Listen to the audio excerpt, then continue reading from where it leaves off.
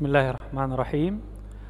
Alhamdulillah, assalatu wassalamu ala rasulillah wa ala alihi wa sahbihi wa mawala wa la hawla wa la quwata illa billah.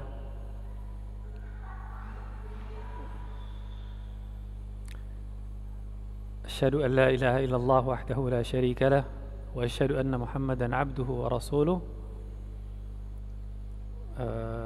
Assalamualaikum warahmatullahi wabarakatuh.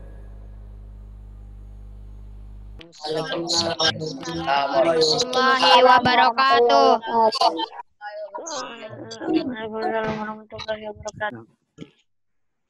Alhamdulillah bisa bertemu lagi kita pada hari ini tanggal 8 Dzulhijjah 1441 Hijriah ya, yang merupakan juga hari Tarwiyah ya, masih di antara rentetan 10 hari pertama pada bulan Dzulhijjah ya, disunnahkan kita untuk memperbanyak melakukan amal kebaikan pada hari-hari ini.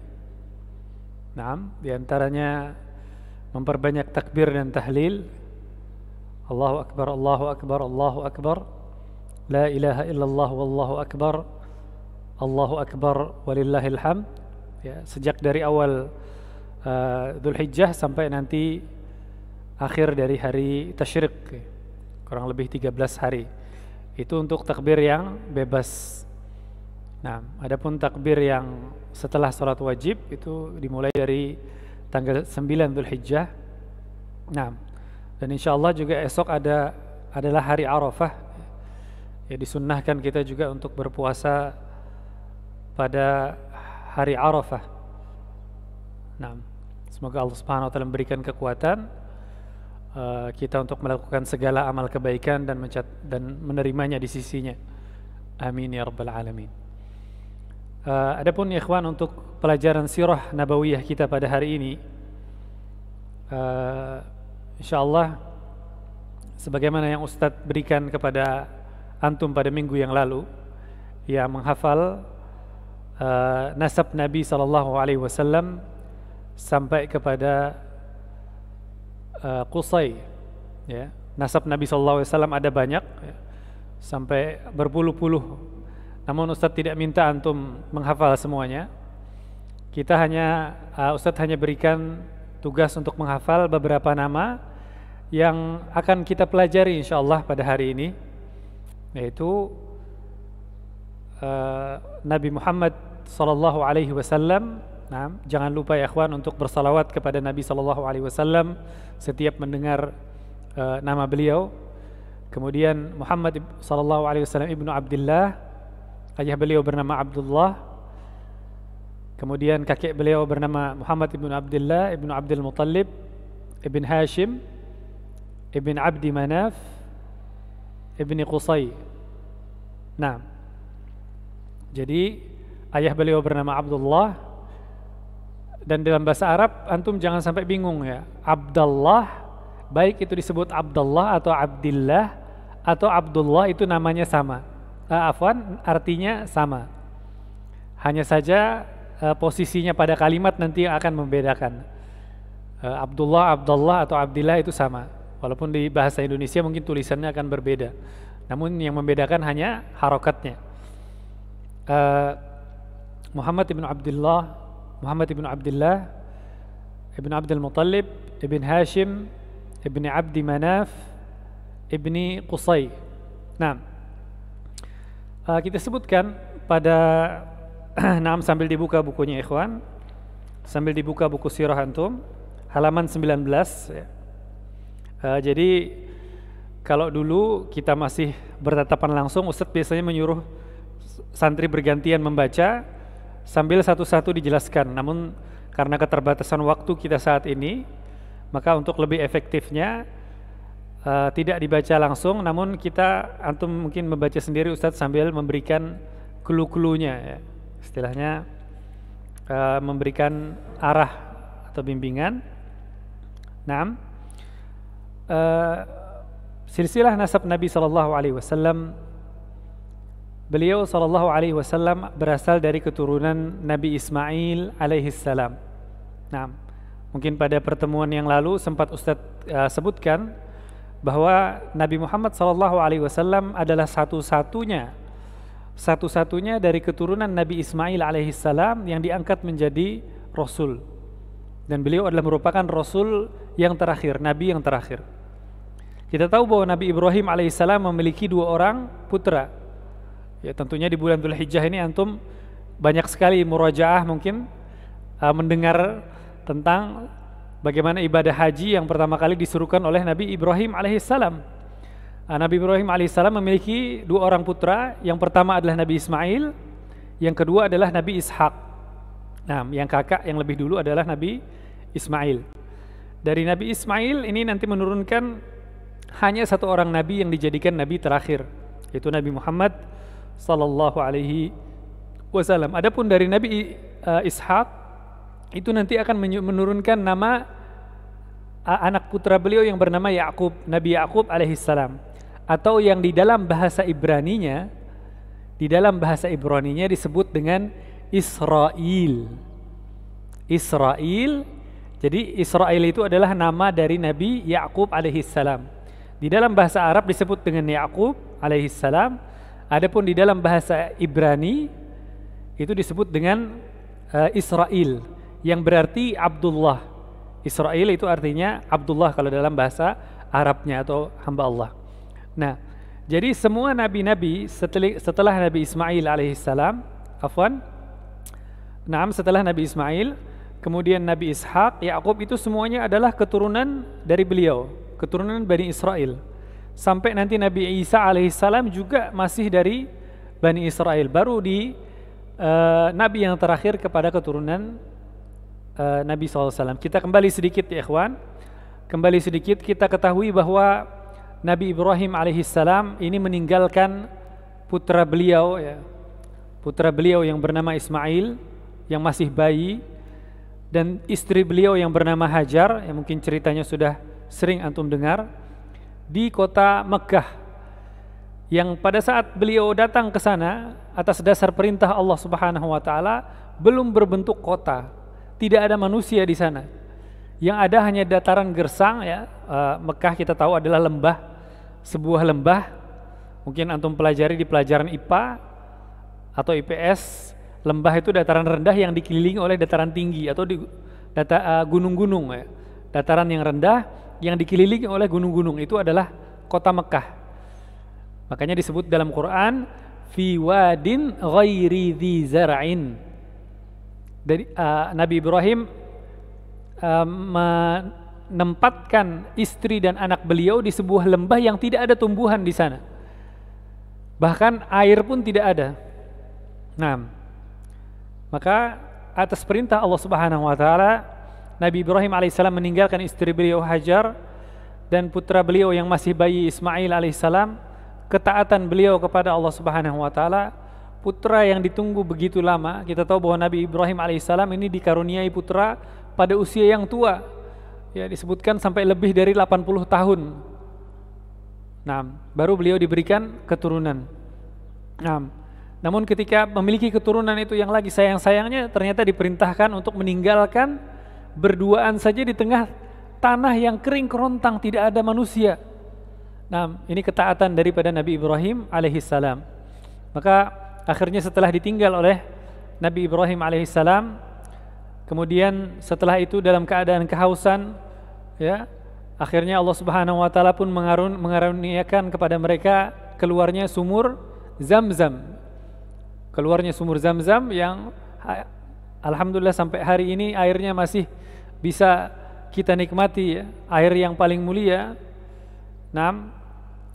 Air Zam-Zam tersebut akhirnya kita tahu bahwa penduduk Jazirah Arab itu kebanyakan dari mereka mata pencahariannya adalah melakukan perdagangan.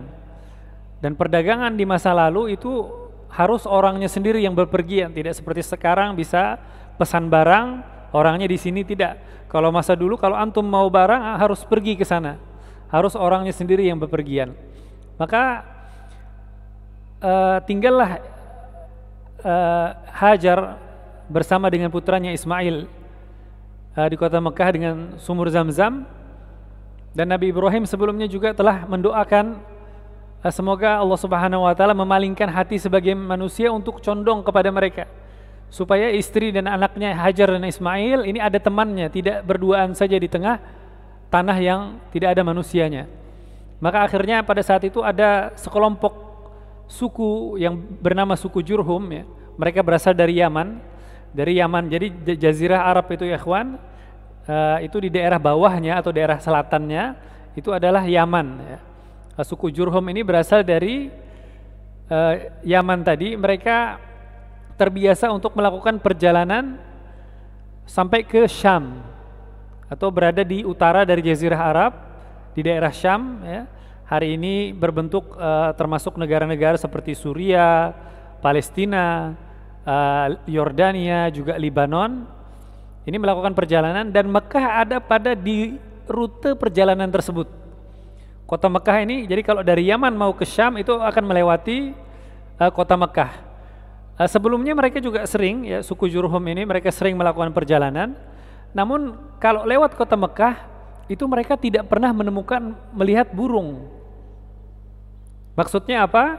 Burung di sini mereka tidak akan ada kecuali ada air. Ya. Biasanya burung itu akan ada itu di saat ada sumber air di situ, ada sumber kehidupan, ya, untuk diminum.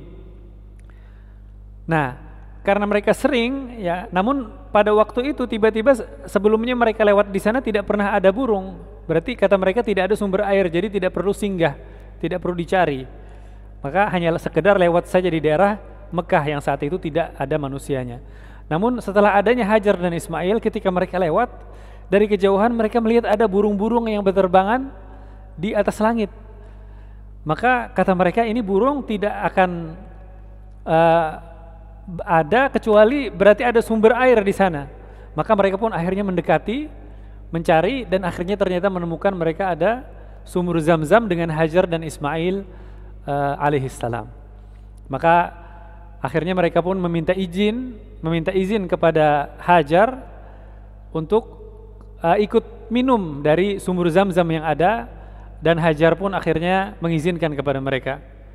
Yang tadinya mereka hanya ingin singgah, ya, rupanya setelah menikmati sumur Zam-Zam, beristirahat, duduk di sekitar Ka'bah, mereka mungkin merasa nyaman, akhirnya hatinya pun ingin untuk menetap. Jadi tidak lagi ingin meneruskan perjalanannya ke Syam, namun ingin berdiam saja di sekitar kota Mekah. Dan ini diantara doa dari Nabi Ibrahim alaihissalam untuk memberikan teman bagi keluarga beliau, bagi anak dan istri beliau supaya tidak berdua.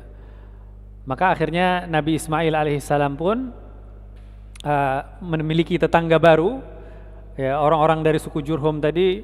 Nabi Ismail pun akhirnya tumbuh besar, beliau, ya, dari tadi bayi tumbuh bersama bersama ibu beliau dan bersama juga tetangga beliau dari Bani Jurhum, sampai akhirnya beliau bisa berbicara dengan bahasa Arab, ya. Karena orang-orang Jurhum itu berbahasa Arab. Adapun Hajar, ibu beliau asalnya dari Mesir. Adapun ayah beliau Nabi Ibrahim alaihissalam ini asalnya dari daerah Irak. Nah, maka Nabi Ismail alaihissalam itu beliau mempelajari bahasa Arab dari orang-orang suku Jurhum tadi. Nah, dan kita sebutkan ya ikhwan, pada buku antum bisa dilihat halaman 22. Halaman 22 bisa dibuka pada buku sirah kita, Sirah Nurul Yaqin. Halaman 22 pada catatan kakinya nomor 8. Nah, bisa antum baca bangsa Arab terbagi menjadi 3 garis keturunan. Nah, bangsa Arab terbagi menjadi 3 garis keturunan. Yang pertama Al-Ba'idah, ya. Al-Ba'idah atau artinya Ba'idah itu yang punah. Al-Ba'idah itu artinya punah atau yang sudah hilang, musnah. Yaitu suku Arab yang terdahulu yang sudah tidak ada lagi sekarang. Suku Arab kuno istilahnya. Misalkan diantaranya adalah kaum 'Ad dan kaum Tsamud, ya. Kaum-kaum dari Nabi Allah yang telah dibinasakan. Nah, ada yang masih ingat kaum 'Ad, kaumnya Nabi siapa? kaumnya Nabi Hud alaihi salam. Kemudian kaum Thamud adalah kaumnya Nabi Saleh. Kaumnya Nabi Saleh alaihi salam. Ini juga termasuk bangsa Arab, namun mereka bangsa Arab kuno yang sudah punah. Tidak ada lagi peninggalannya, tidak ada lagi garis keturunannya, terputus. Adapun yang bertahan hari ini hanya tinggal 2 yang berikutnya, ya, bisa dibaca pada catatan kaki, yaitu Arab Al-Qahtaniyah, ya. Arab Al-Qahtaniyah, atau yang disebutkan ini Arab Al-Qahtaniyah ini berasal dari daerah Yaman. Berasal dari daerah Yaman, daerah selatan Jazirah Arab. Ya, seperti contohnya tadi adalah suku Jurhum. Suku Jurhum tadi yang menjadi tetangganya Hajar dan Nabi Ismail alaihissalam. Dari mereka lah Nabi Ismail alaihissalam mempelajari bahasa Arab. Bahkan setelah nanti dewasa Nabi Ismail alaihissalam, beliau menikah dengan perempuan dari suku Jurhum. Nah, yang kedua tadi adalah Al-Qahtaniyah yang berasal dari Yaman, dan yang ketiga Al-Musta'ribah. Al-Musta'ribah inilah yang kita maksud di sini, yaitu dari keturunan Nabi Ismail alaihissalam. Jadi asalnya memang bukan dari orang Arab, ya. Ayah beliau berasal dari Irak, Nabi Ibrahim. Kemudian ibu beliau Hajar berasal dari Mesir. Namun karena beliau berdiam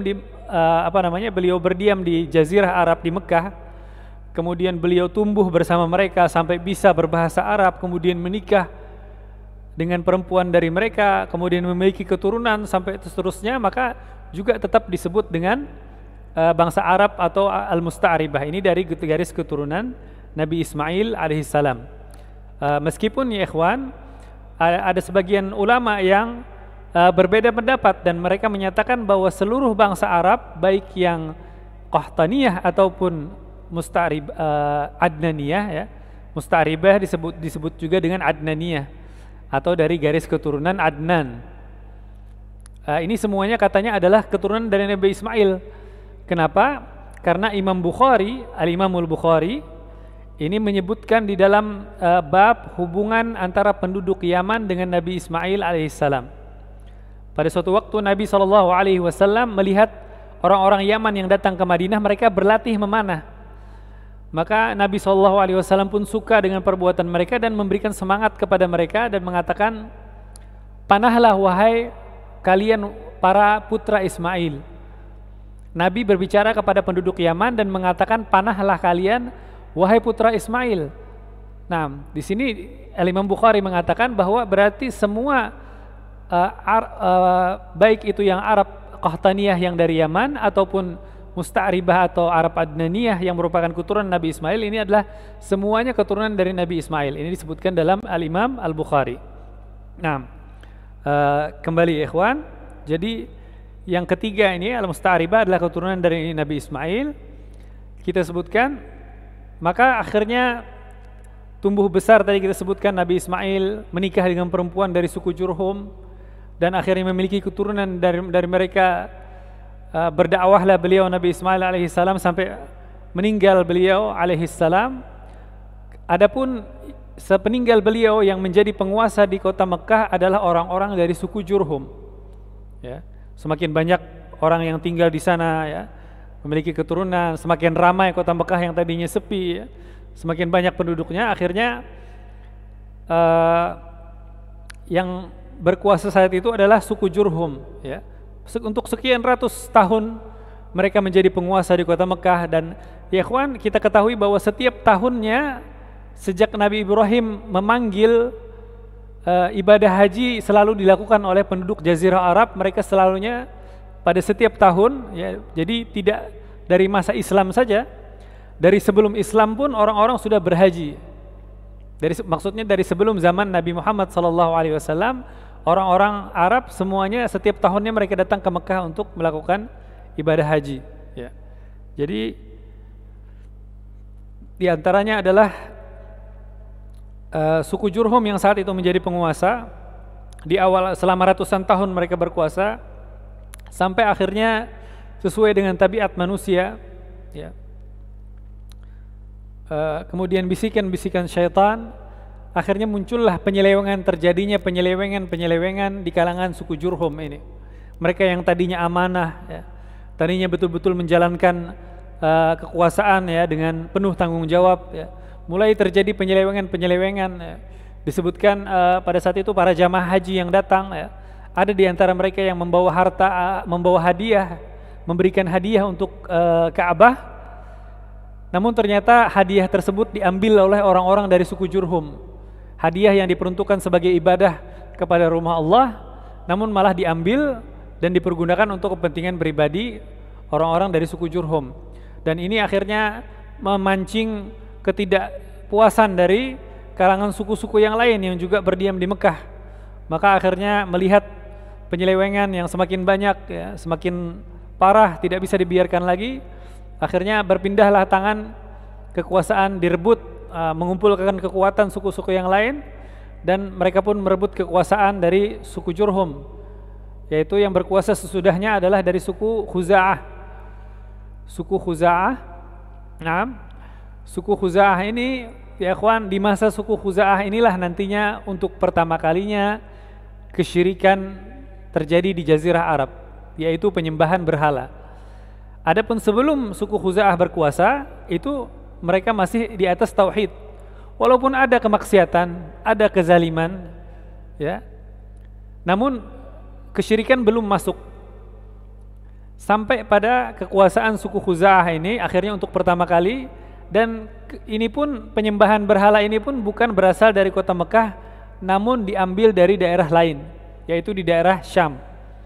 Ya. Tersebutlah nama seorang penguasa dari suku Khuza'ah, penguasa Mekah saat itu, yang bernama Amr bin Luhai. Amr bin Luhai al-Khuza'i. Ya, ini adalah seorang penguasa dari kota Mekah, dan diceritakan bagaimana dia bisa membawa berhala ke Mekah adalah saat itu dia bepergian ke Syam. Kita sebutkan tadi, orang-orang Arab melakukan perjalanan dagang karena Mekah adalah daerah yang tandus, daerah yang kering, tidak ada penghasilan. Kalau Madinah mungkin ada pertanian, daerahnya subur, bisa bertanam, bercocok tanam di sana. Adapun Mekah maka gersang, hanya ada Zam-Zam, tidak bisa untuk pertanian, tidak bisa untuk, maka penduduknya akhirnya hanya mencari mata pencaharian mereka dengan melakukan perdagangan ya, ke Yaman dan ke Syam. Dan di Syam ini akhirnya Amr bin Luhai melihat orang-orang Syam menyembah berhala, ya, menyembah berhala, dan dia mengatakan bahwa Syam ini adalah negerinya para nabi. Nah, ya ikhwan, kita ketahui nabi-nabi sebelum Nabi Ismail, nabi-nabi sebelum Nabi Muhammad SAW kebanyakannya berdiam di daerah Syam. Ya. Jadi sejak zamannya Nabi Ishak, Nabi Ya'qub, Yusuf, Ayub, Syuaib, nah itu semuanya di daerah Syam. Ini negerinya para nabi. Jadi kalau sekarang mungkin ada disebutkan kota santri ya, atau negeri santri, kotanya para ulama, Serambi Mekah ya, istilahnya, maka bagaimanakah orang-orang tentunya akan lebih menghormati lagi negerinya para nabi. Syam ini begitu banyak nabi yang diutus di sana, maka kalau di sana ini berarti ini bagus, kata Amr bin Luhai. Dia dengan pikirannya sendiri menganggap bahwa ini adalah sesuatu yang baik ya. Dan ini adalah ya ikhwan, di antara contoh bahayanya menggunakan pemikiran sendiri. Nah, maka yang harus kita lakukan adalah mencocokkan dengan apa yang diperintahkan oleh Rasulullah SAW. Ini kita masih berbicara tentang masa jahiliyah. Jadi asal mulanya kesyirikan, bagaimana berhala ini bisa masuk ke Jazirah Arab dibawa oleh pemimpin mereka yang bernama Amr bin Luhai. Akhirnya pulanglah dia membawa berhala tadi ke Mekah dan meletakkannya di dekat Ka'bah untuk melakukan ibadah. Maka orang-orang Mekah pun melihat pemimpin mereka, pemimpin yang mereka sukai karena kebaikannya, karena kedermawanannya, kebijaksanaannya, tanggung jawabnya, dicintai oleh penduduk Mekah. Karena kebaikan ini akhirnya orang Mekah pun mengikuti apa yang dilakukan oleh Amr bin Luhai. Sedikit demi sedikit, satu demi satu ya, masing-masing suku akhirnya membuat berhala yang khusus untuk mereka, diletakkan di bukit-bukit yang ada di kota Mekah. Sampai nantinya ya ikhwan, akhirnya di masa ketika Nabi SAW ingin membersihkan berhala dari sekeliling Ka'bah, pada saat pembebasan kota Mekah di tahun 8 Hijriah itu ada jumlahnya 360 berhala yang ada di sekeliling Ka'bah. Ini sejak zamannya Amr bin Luhai. Ada 360 berhala yang dibersihkan oleh Nabi SAW di sekeliling Ka'bah. Dan yang memulainya adalah Amr bin Luhai, pemimpin dari suku Ka'bah, pemimpin kota Mekah saat itu, yang walaupun baik orangnya, namun dialah yang pertama kali membawa kesyirikan. Maka disebutkan oleh Nabi SAW, sungguhnya kata beliau, aku melihat Amr bin Luhai ini menyeret-nyeret isi perutnya sebagai siksaan dari Allah Subhanahu wa taala atas dia yang telah pertama kali membawa kesyirikan ke Jazirah Arab. Jadi tidak hanya dosa dia sendiri saja dia tanggung, tapi dosa-dosa orang yang mengikuti dia.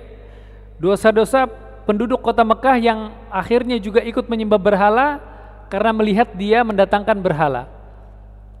Sebagaimana kebaikan ya ikhwan, sebagaimana seorang yang mengajak kepada kebaikan mendapatkan pahala dari orang yang mengikuti dia, maka orang yang melakukan satu dosa juga akan mendapat dosa orang-orang yang mengikuti dia ketika dia yang pertama kali melakukan hal tersebut, apalagi dosa yang terbesar yaitu kesyirikan.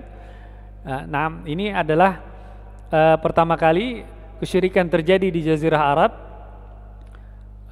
Kemudian suku Khuza'ah juga, sebagaimana untuk beberapa ratus tahun mereka berkuasa, sebagaimana suku Jurhum yang walaupun di awalnya mereka adalah merupakan penguasa yang baik ya, dengan penuh tanggung jawab dan amanah, namun lama-kelamaan juga melakukan pelan-pelan ya, penyelewengan demi penyelewengan terjadi, dan akhirnya terjadi perebutan kekuasaan dan direbut akhirnya oleh suku yang lain. Dan pada masa ini ya ikhwan, orang-orang Quraisy atau keturunan dari Ismail alaihissalam, mereka tidak berkumpul semuanya di kota Mekah, karena pada saat itu kota Mekah tidak aman ya, mungkin keamanan kurang, terjadinya perebutan kekuasaan, kezaliman, peperangan, pertumpahan darah. Mereka sebagai keturunan Nabi ya, orang-orang yang menjauhkan diri dari hal ini, maka banyak dari mereka akhirnya pindah keluar kota Mekah. Sampai akhirnya nanti salah seorang dari keturunan Nabi Ismail, dari keturunan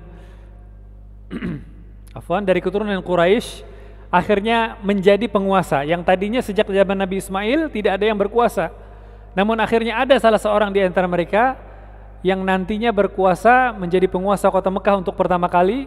Dan di masanya lah akhirnya orang-orang Quraisy yang tadinya tercerai-berai berkumpul kembali di kota Mekah. Orang ini bernama Qusay. Orang ini bernama Qusay ya. Bisa antum baca pada 6 halaman 20 ya, yang merupakan kakek keempat dari Nabi SAW. Muhammad SAW ibnu Abdullah ibnu Abdul Muttalib, ayah beliau Abdullah, kakek beliau bernama Abdul Muttalib. Kemudian itu kakek yang pertama, kakek yang kedua bernama Hashim, kakek yang ketiga bernama Abdu Manaf, kakek yang keempat bernama Qusay. Jadi kakek keempat dari Nabi SAW. Inilah yang pertama kali keturunan Nabi Ismail menjadi penguasa kota Mekah, dan di masa beliau lah akhirnya berkumpul kembali orang-orang Quraisy yang tadinya tercerai-berai di luar kota Mekah, mereka berkumpul kembali di sana bersatu. Akhirnya di masa Qusay ini juga ya ikhwan, beliau ketika setelah beliau menjadi penguasa dari kota Mekah, beliau belajar dari pengalaman pendahulu-pendahulunya untuk tidak melakukan kesalahan yang sama. Beliau berusaha menata dan menertibkan urusan kota Mekah, dan beliau bisa membagi menjadi 5 bagian. Ini bisa antum baca pada halaman 20 ya ikhwan. Pada halaman 20 antum buka buku sirah ya. Halaman 20 pada paragraf yang pertama. Pada paragraf yang pertama antum bisa baca di sana bagaimana Qusay pada masa jahiliyah beliau menjabat sebagai hijabatul bait. Jadi ada lima pembagian yang dilakukan oleh Qusay di saat beliau mengatur urusan kota Mekah. Yang pertama adalah hijabatul bait, atau bisa antum lihat pada catatan kaki, yaitu majelis yang mengurus urusan keamanan rumah suci Ka'bah dan memelihara kuncinya. atau bisa kita sebut pemegang kunci Ka'bah ya. Tentu saja pemegang kunci juga orang yang mengurus keamanan Ka'bah. Karena Ka'bah itu pertamanya pada zaman Nabi Ibrahim alaihissalam tidak memiliki kunci, tidak dikunci, pintunya terbuka. Namun setelah pada masa suku Jurhum, kemudian Khuza'ah ya, begitu banyak manusia yang keluar masuk, maka akhirnya untuk menjaga keagungan dari Ka'bah akhirnya dibikin pintu, dikunci, dan kuncinya hanya dipegang oleh penguasa kota supaya tidak sembarang orang bisa masuk, supaya tidak sembarang orang bisa keluar masuk kepada Ka'bah. Itu yang pertama adalah hijabatul bait. Kemudian yang kedua yang berkaitan dengan jamaah haji. Karena kita tahu sejak zamannya Nabi Ibrahim, orang-orang Arab setiap tahunnya mereka berhaji ke kota Mekah. Kemudian yang berkaitan dengan haji adalah as-siqayah atau memberi minum kepada jamaah haji. Memberi minum kepada jamaah haji atau yang disebut dengan as-siqayah. Kemudian yang ketiga adalah ar-rifadah. Ar-rifadah ini adalah memberikan makan kepada jamaah haji.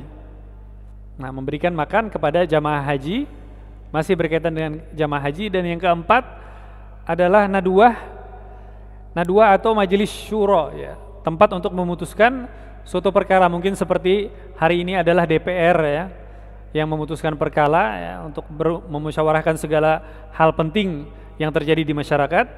Itu yang keempat, nadwah.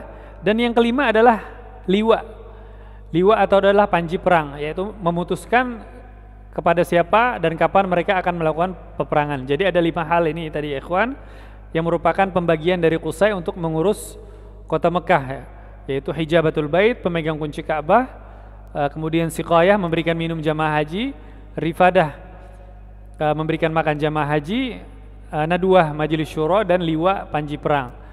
Jadi 5 hal ini yang beliau lakukan sebaik-baiknya sampai akhirnya Qusay ini setelah berkuasa sedemikian lama, beliau pun tua dan mendekati ajalnya. Beliau ingin menurunkan, memilih pengganti dari beliau. Beliau memiliki beberapa orang putra, ya, beberapa orang anak laki-laki. Yang tertua adalah namanya Abduddar.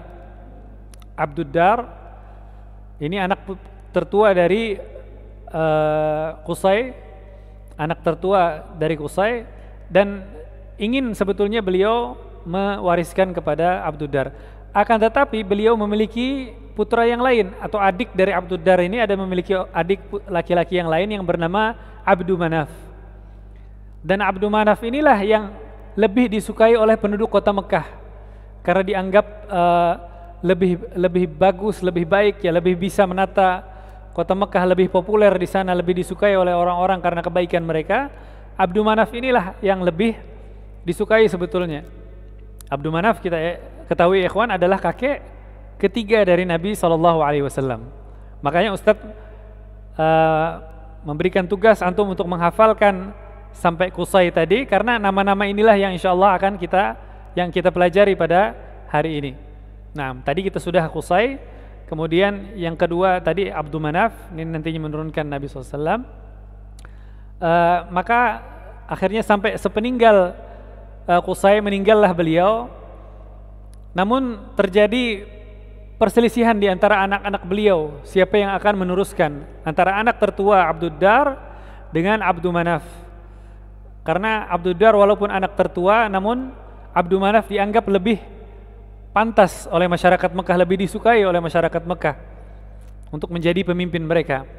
Maka akhirnya setelah, walaupun sempat terjadi perselisihan, akhirnya setelah dimusyawarahkan antara kedua kakak beradik ini, maka akhirnya ditemukanlah jalan keluar ya. Akhirnya kekuasaan yang tadi ada 5 akhirnya dibagi menjadi 2 ya. 3 untuk Abduddar putra tertua, dan 2 untuk Abdu Manaf yang lebih disukai, yaitu 3 yang yang dipegang oleh Abduddar ini adalah yang pertama hijabatul bait, pemegang kunci Ka'bah, kemudian liwa ya, pemegang panji perang, juga tetap di kalangan keturunan Abduddar. Dan yang keempat Satunya lagi adalah Majelis Syuro atau Nadwah. Ini berada di garis keturunan Abduddar. 3 hal ini. Adapun yang menjadi bagian Abdu Manaf adalah yang berkaitan dengan jamaah haji tadi, yaitu Siqayah dan Rifadah, memberi minum jamaah haji dan memberi makan jamaah haji. Ini adalah bagiannya Abdu Manaf. Akhirnya teruslah mereka masing-masing, tidak terjadi perselisihan, masing-masing berusaha sebaik-baiknya melakukan tugas mereka. Dan kemudian pemegang kunci Ka'bah ini, ikhwan, bertahan di keturunan Abduddar sampai di masa Nabi SAW. Di masa Nabi SAW, ketika beliau nanti membebaskan kota Mekah pada tahun 8 Hijriah, tetap kata beliau dipegang oleh keturunan Abduddar yang pada saat beliau saat itu bernama Syaibah. Jadi kata Nabi SAW, kunci Ka'bah ini akan tetap dipegang oleh keturunan Syaibah. Jadi cucut dan buyutnya dari Abduddar ini ada yang bernama Syaibah. Di tangan mereka lah sampai nanti hari kiamat kunci Ka'bah dipegang. Jadi sampai hari ini ya ikhwan, hari ini di zaman kita ini tetap yang memegang kunci Ka'bah itu adalah dari keturunan Bani Syaibah. Bani itu adalah jamak dari Ibn. Kalau satu orang anak laki-laki dibilang Ibn, kalau banyak anak laki-laki disebut Bani atau menjadi nama suku ya, Bani Syaibah dari keturunan. Jadi sampai hari ini kunci Ka'bah itu masih dipegang oleh keturunan Bani Syaibah. Adapun mengenai Nadwah atau Majelis Syuro dan Liwa, pemegang panji perang ya, ini nantinya setelah Islam datang, setelah Nabi SAW membebaskan kota Mekah, ini dikembalikan kepada pemimpin kaum muslimin, tidak lagi dipegang oleh keturunan Abduddar, namun dikembalikan kepada pemimpin kaum muslimin. Dialah yang memutuskan syuro, mengambil keputusan dan juga memutuskan peperangan. Adapun setelah Islam mengenai rifadah dan siqayah atau memberi makan dan minum kepada jamaah haji, maka ini setelah Islam pada zaman Nabi SAW dipegang oleh paman beliau yang bernama Al-Abbas ibnu Abdul Muttalib. Al-Abbas paman Nabi SAW, inilah nanti yang pada setelah Islam beliau yang memegang untuk memberikan makan dan minum para jamaah haji. Jadi kita bisa lihat ya ikhwan, bagaimana untuk urusan memberi makan dan minum saja sesama saudara bisa berselisih. Subhanallah, bagaimana mereka berebut. Ini berebut untuk memberi makan dan minum ya ikhwan, bukan berebut untuk mencari makan dan minum, bukan. Berebut untuk memberi makan dan minum kepada jamaah haji. Mereka berlomba-lomba untuk berbuat kebaikan. Nah, ini contoh di antara sifat kedermawanan dan sifat kebaikan mereka yang nantinya Allah Subhanahu wa taala ketika Allah memberikan hidayah petunjuk Islam kepada mereka, maka mereka menjadi manusia-manusia yang terbaik, yaitu Nabi bersama para sahabat ridwanullah alaihim ajma'in. Nah, jadi kita teruskan ya ikhwan. Akhirnya setelah Abdu Manaf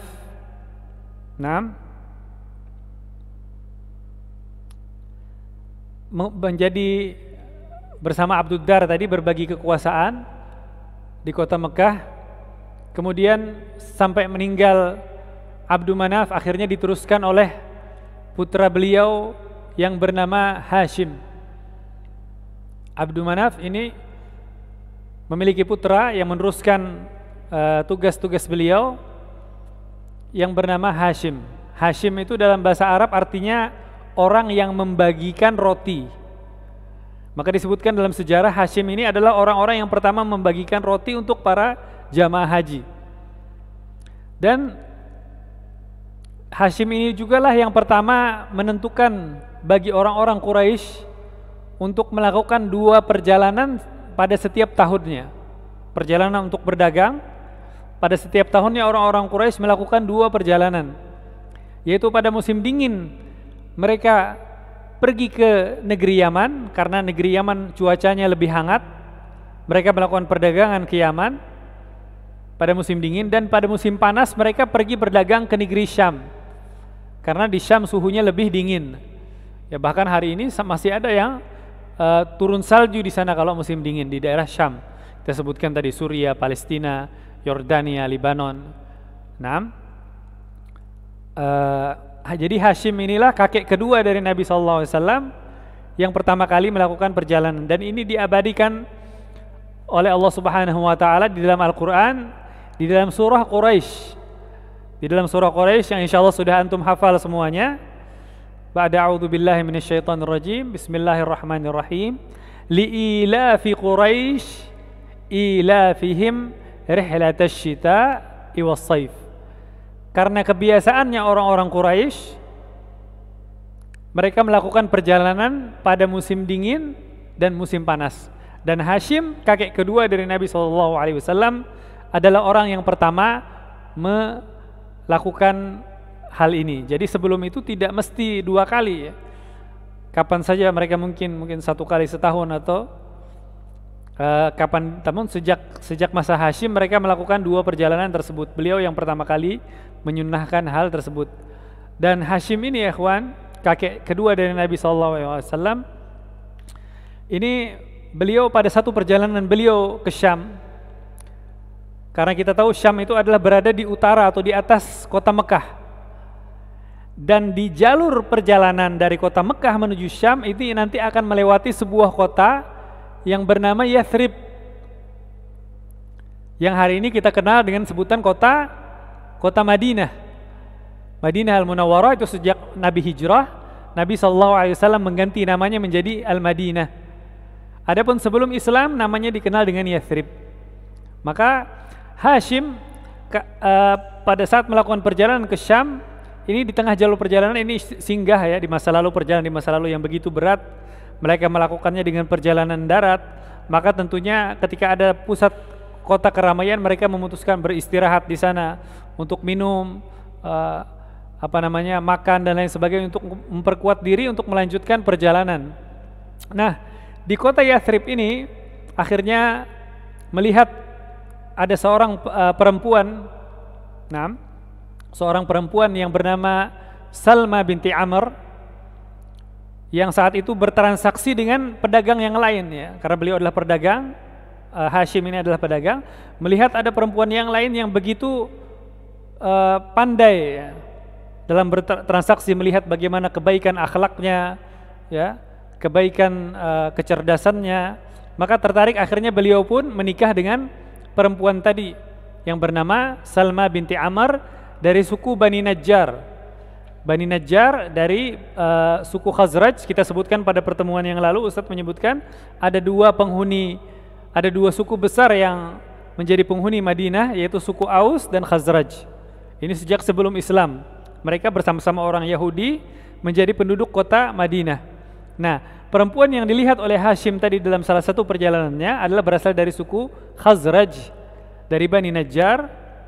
Nah, ini bisa antum baca pada halaman 19 ya, halaman 19 di akhir, di bawah ya, baris yang terakhir, Salma binti Amr An-Najjariyah Al-Khazrajiyah. Nah, dan pada catatan kakinya nomor 3 bisa antum baca, dari Bani Najjar, dari suku Khazraj, salah satu dari 2 kabilah yang tinggal di Madinah. Nah, keduanya bersaudara, maka gabungan dari keduanya setelah Nabi SAW datang, mereka inilah yang disebut dengan kaum Ansar. Kaum Ansar, penduduk asli kota Madinah dari itu nantinya setelah Islam.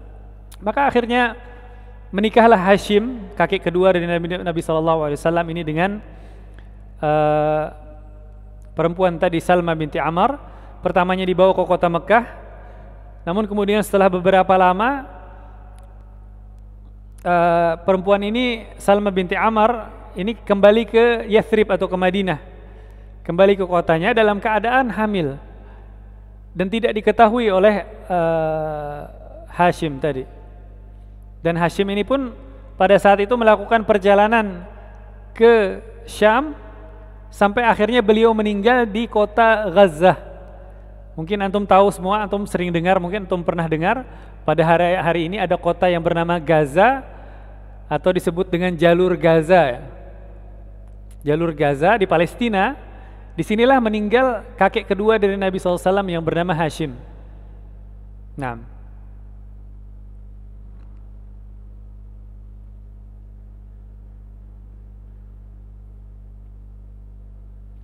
dan sepeninggal beliau Hashim, ini tentu saja kita lihat di sini bagaimana hubungan kekerabatan Nabi SAW dengan sebelum beliau hijrah, sebelum beliau nantinya hijrah, karena salah satu dari nenek beliau juga ada yang berasal dari sana, yaitu istri dari kakek beliau yang bernama Hashim. Ini adalah Salma binti Amr, adalah merupakan penduduk asli kota Madinah. Maka Hashim tadi meninggal di Gaza di Palestina, dan Gaza ini juga ya ikhwan adalah merupakan tempat kelahiran dari siapa? Seorang imam yang besar dalam 4 madhab, yaitu Imam Syafi'i. Al-Imam Syafi'i rahimahullah juga merupakan kelahiran dari kota Gaza. Walaupun beliau adalah dari keturunan Nabi SAW, namun beliau dilahirkan di Gaza di Palestina.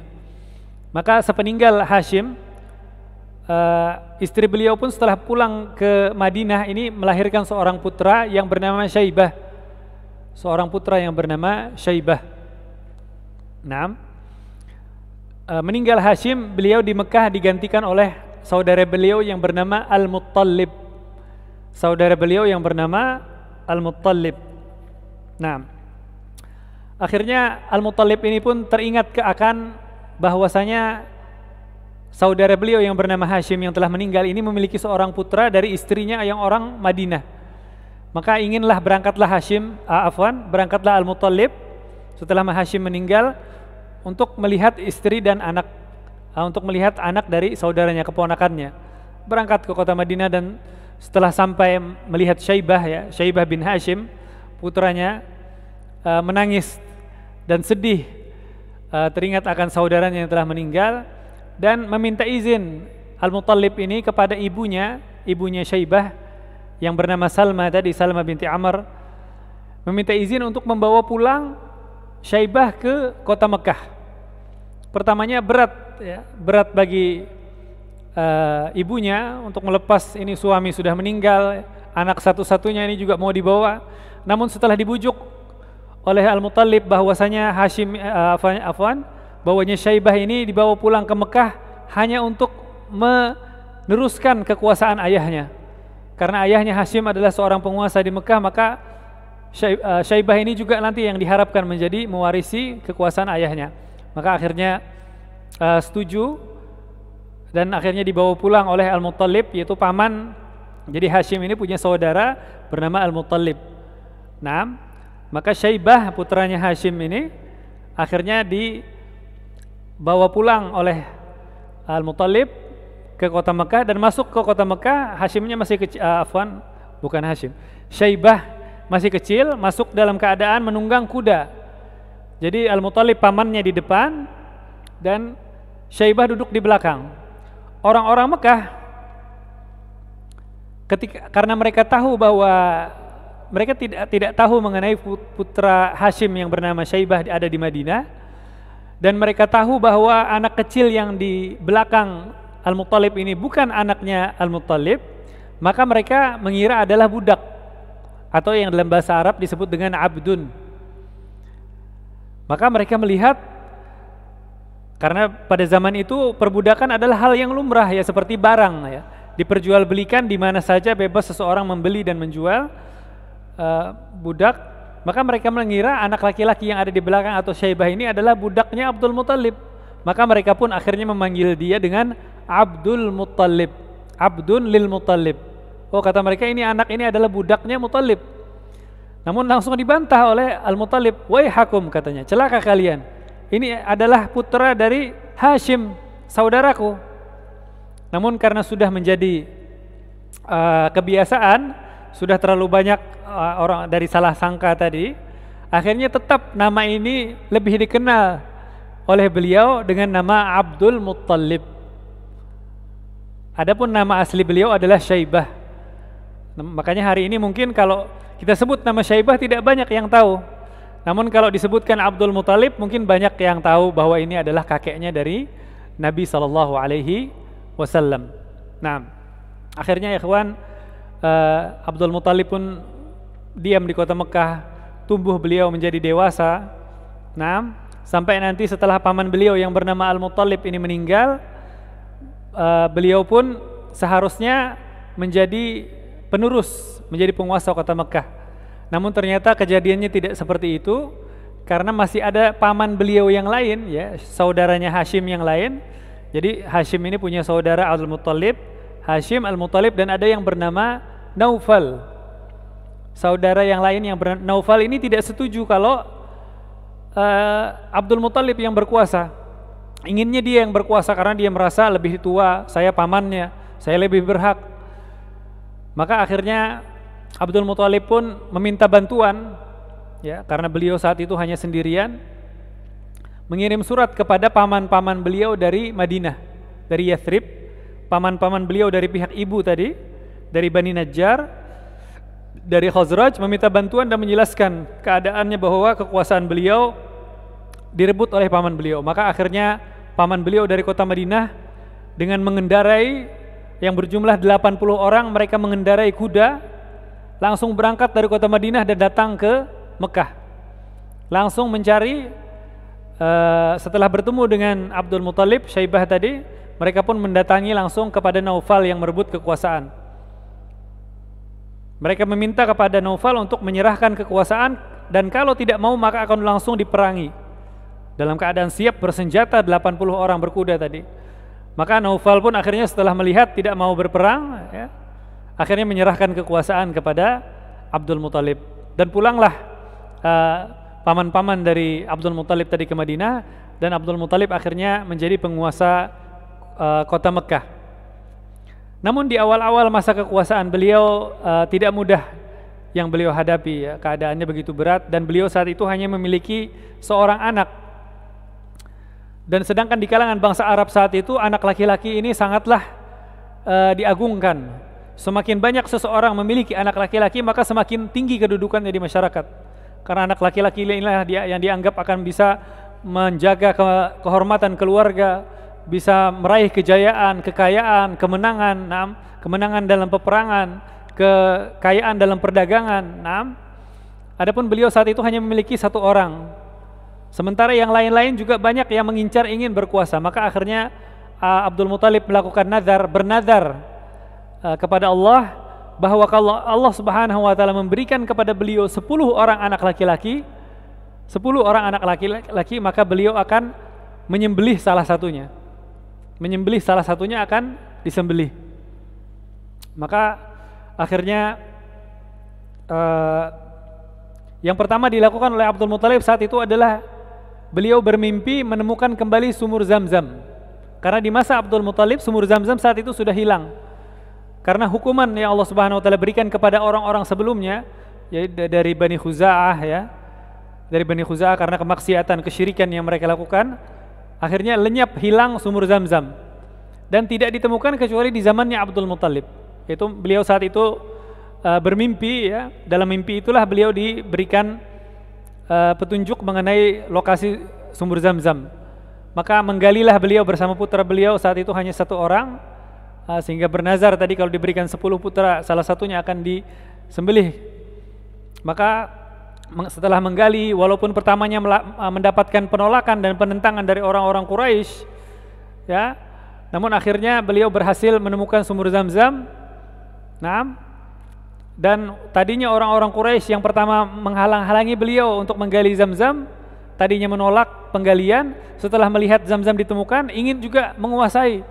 Tidak bisa, kata Abdul Muthalib, ini saya yang sudah bersusah payah, bahkan kalian yang asalnya menolak kok sekarang ingin juga ikut menguasai. Maka mereka pun setelah terjadi perselisihan kemudian menemui hakim-hakim yang lain yang setelah dimusyawarahkan, akhirnya diputuskan bahwa Abdul Muthalib lah yang berhak untuk menguasai sumur Zam-Zam. Dan ini diantara ya ikhwan yang menambah tingginya kedudukan Abdul Muthalib di kalangan masyarakat Quraisy.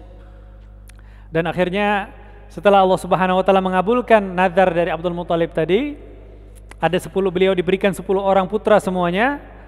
Maka akhirnya beliau mengatakan tibalah saat untuk melakukan nazar, yaitu menyembelih satu orang. Karena tidak waktu itu diundilah dan akhirnya diundilah dari 10 orang, dilakukan undian 10 orang anak Abdul Muthalib tadi siapa yang keluar, dan ternyata yang keluar namanya adalah putra beliau yang bernama Abdullah. Putra beliau yang bernama Abdullah. Makanya Nabi SAW pernah menyatakan dalam hadis beliau, ana ibnu dzabihain. Aku ini, kata beliau, adalah putranya 2 orang yang akan disembelih. Yaitu yang pertama Nabi Ismail alaihissalam yang akan disembelih oleh Nabi Ibrahim alaihissalam, dan kemudian yang kedua adalah Abdullah ayah beliau yang saat itu akan disembelih oleh kakek beliau Abdul Muthalib untuk menepati nazarnya, untuk membayar nazarnya. Maka dari sini Nabi SAW adalah putra dari 2 orang yang akan disembelih. Maka berangkatlah Abdul Muthalib membawa Abdullah putranya dengan pisau yang telah disiapkan untuk pergi ke dekat Ka'bah untuk melakukan penyembelihan. Dan tentu saja orang-orang di jalanan yang melihat akan kaget dan semuanya bertanya, ada apa? Ini mau kemana Abdul Muthalib? Katanya, saya ingin menepati nazar saya. Saya pernah bernazar kalau diberikan 10 anak laki-laki, salah satunya akan saya sembelih. Maka orang pun berusaha menghalangi, ini anak sendiri bagaimana nazarnya begini. Terutama yang paling keras penghalangi adalah dari kalangan suku Bani Makhzum. Kenapa? Karena istri dari Abdul Muthalib, yaitu yang bernama Fatimah binti Amr. Nah, bisa antum lihat pada halaman 19 juga ada ya, paragraf yang kedua. Istri beliau yang bernama Fatimah binti Amr al-Makhzumiyah, dari suku Bani Makhzum. Juga dari Bani Makhzum ini adalah sukunya Abu Jahal ya ikhwan. Jadi walaupun jauh, sebetulnya masih ada hubungan kekerabatan antara Nabi SAW. Namun tentu saja hubungan kekerabatan yang paling dekat adalah hubungan kekerabatan dalam Islam. Walaupun jauh, namun Islam akan mendekatkan. Walaupun dekat, kalau kufur tidak Islam, maka itu akan semakin jauh. Maka akhirnya bagaimana untuk menepati nazarnya? Dicari jalan keluar yang lain, dibawa ke hakim. Maka diputuskan pada saat itu sebagai gantinya untuk supaya tidak menyembelih Abdullah, diganti dengan 10 ekor unta. Jadi diundi nama Abdullah dengan unta. Yang mana keluar, kalau keluar unta disembelih 10. Nah, kalau keluar kalau keluar nama Abdullah disembelih 10 ekor unta. Kalau keluar unta berarti sudah selesai nazarnya. Maka dilakukan 1 kali undian, keluar nama Abdullah, disembelih 10 ekor unta. Keluar 2 kali sampai 10 kali, nantinya dilakukan undian 10 kali. Akhirnya 100 ekor unta disembelih, baru keluar nama unta. Akhirnya selesai nazar daripada Abdul Muthalib, dan tidak jadi disembelih putranya yang bernama Abdullah. Nah, dan akhirnya Abdullah ini nantinya akan menikah dengan perempuan yang bernama Aminah binti Wahab dari Bani Zuhrah. Nah, dan akhirnya dari situlah melahirkan Nabi SAW. Ada kejadian ya ikhwan sebelum lahirnya Nabi SAW, yang juga kejadian ini akan menambah kemuliaan dari Abdul Muthalib, karena beliau saat itu adalah penguasa kota Mekah, yaitu datangnya pasukan bergajah yang dipimpin oleh Abrahah untuk menghancurkan Ka'bah. Dan nanti sempat bertemu dengan Abdul Muthalib, sehingga menambah kemuliaan beliau tidak hanya di kalangan penduduk kota Mekah, namun di seluruh jazirah, karena beliau sempat berhadapan dengan Abrahah, berhadapan muka. Bahkan Abrahah ketika melihat Abdul Muthalib pertama kali, beliau kagum, karena Abdul Muthalib orangnya adalah ganteng, istilahnya bagus, melihat saja langsung kagum dan menghormatinya. Dan insya Allah kita akan pelajari ini pada pertemuan kita pada Rabu mendatang. Nah, hari ini insya Allah kita cukupkan pelajaran kita sampai di sini. Kita tutup dengan doa kafaratul majlis. Nah, subhanakallahumma wa bihamdika asyhadu an la ilaha illa anta astaghfiruka wa atubu ilaik. Wassalamualaikum warahmatullahi wabarakatuh.